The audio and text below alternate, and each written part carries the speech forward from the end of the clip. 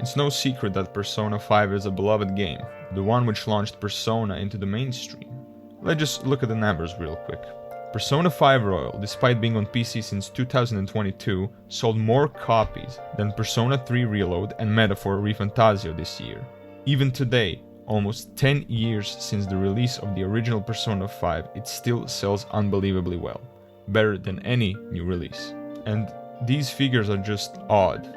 I've never seen anything like this, but this is the reality we live in. If we consider this fact, it's no longer so strange that ATLUS is so dead set on keeping Persona 5 alive. However, with an abundance of spin-off games, is it really necessary to turn every single new Persona release into Persona 5? We already saw this happen to Reload, and I'm afraid it might also happen to Revival. And if you want to hear my thoughts and concerns about that, check out this video. So let's examine some of these games and how the popularity of P5 influenced them. And lastly, what might wait Persona in the future. There isn't really much to say about the spin-offs, except that Persona 5 trumps all other games in terms of how many spin-offs it got. I won't go through all of them, but there is a lot. The reason for this is simple.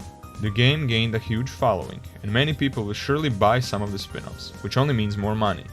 Although I wouldn't normally have a problem with this, it becomes a problem once they start delaying new games just to make some more money on the side, and when those side games start interfering with the canon. Strikers is a continuation of the original P5 story, meaning without Kasumi and Maruki, and features more palaces, pretty much, and more P5-like villains. I know, very original.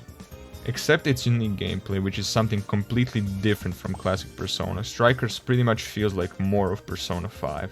It just feels too low effort while keeping a pretty high price. And then there is Persona 5 Tactica, which again strays from the original formula and art style. And I wouldn't have any problem with this if the game wasn't $60. I just don't know anymore, man. The point is that spin-offs have gotten out of hand, and they're actively delaying the development of actual major Persona titles. However, none of them are bad as the next game.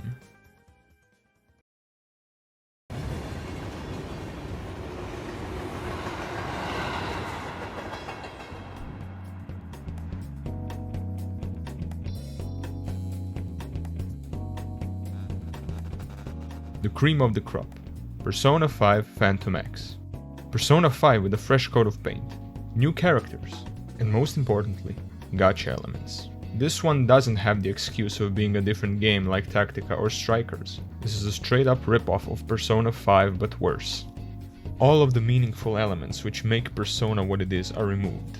Time management, deadlines, the calendar, a cast of characters directly tied to the protagonist. Even the f***ing shadows have all of their weaknesses on display before you even fight them. Is this a joke? This isn't Persona. This is just a game that uses its art style, music and IP without recognizing what Persona really is. I make it a point to call this a fake game, and this is what I mean. Even if you ignore the gacha elements completely, it's still a bad game. But the reason why it is, or rather why it can't be like any other Persona game, why it's missing those crucial elements, is precisely because it's a gacha game, which can't go together with the core Persona gameplay. No matter how generous it is, a gacha game is still a gacha game, a more interactive and stylized pachinko machine. What Phantom X is doing, it's signaling to the audience that it's willing to discard core parts of Persona if it means making a few bucks, but not in the way you would think. I couldn't exactly say how generous the game is, but let's say it is like everybody says, that it really is generous and less predatory than other gacha games. That still wouldn't erase the fact that it isn't a Persona game, not a genuine one anyway. It tries to be, but the core, the very center is missing, and again, there is a reason for this to which I'll get later in the video. But moving forward with the complaints, you get the gems for everything you do, and it's not like you get a lot, you literally get nothing, but it's enough to make it seem like you're getting something.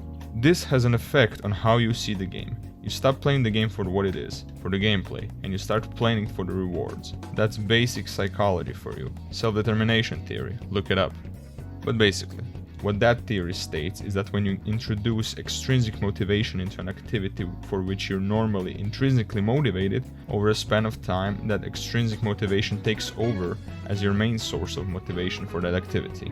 That is what gacha games are, and is why they can never be viewed as actual games, because they're not. because you're not playing the game for what it is, you're playing for the rewards. I refuse to believe that anyone is actually playing this for the god-awful story or the god-awful characters. I retract every single insult I ever made against Morgana and Teddy. At least they had some personality, unlike this cast of characters. The next testament to how fake this game really is its character design. This was always an important part of Persona, of any game really. But gacha games don't care about their characters, because they don't really matter, do they? They are here only to later be replaced by another character, which will be replaced by the next.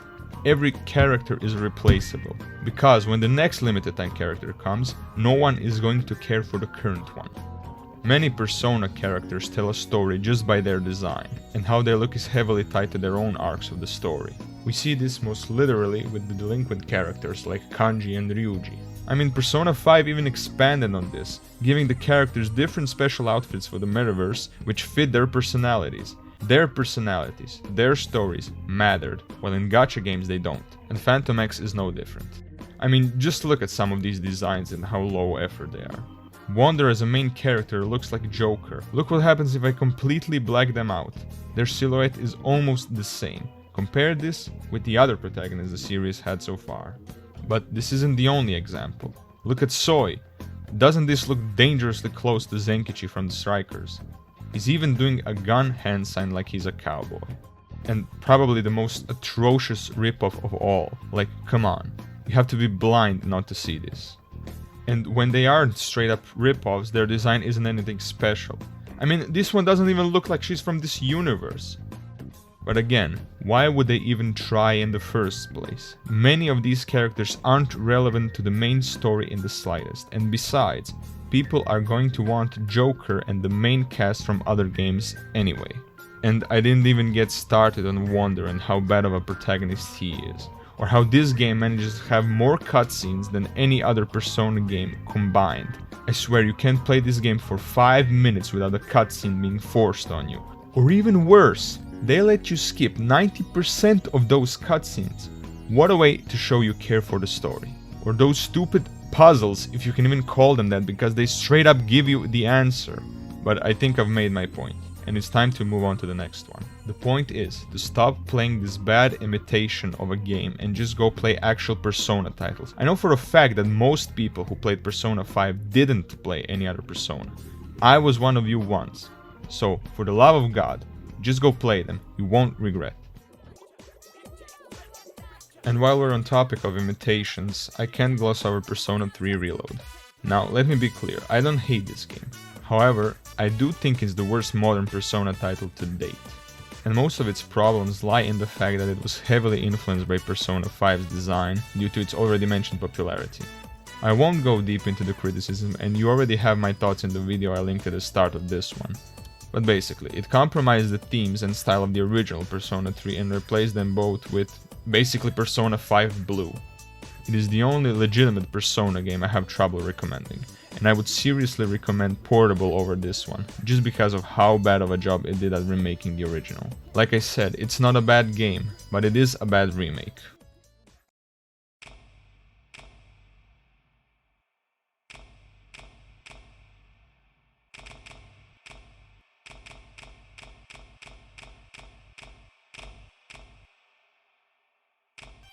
This is my final take of what Persona as a franchise is becoming. It's saying a big F you to its current fanbase in favor of gaining new fans. Think about it. Any Persona fan who really understands the series understands just how important all the elements and mechanics I mentioned are. All of them flinched at the idea of a gacha Persona game because they knew that these two won't mesh well. Reload was not made in the same spirit as the original Persona 3 because that wasn't its purpose, because it wasn't made so that all fans could experience the magic of P3 again.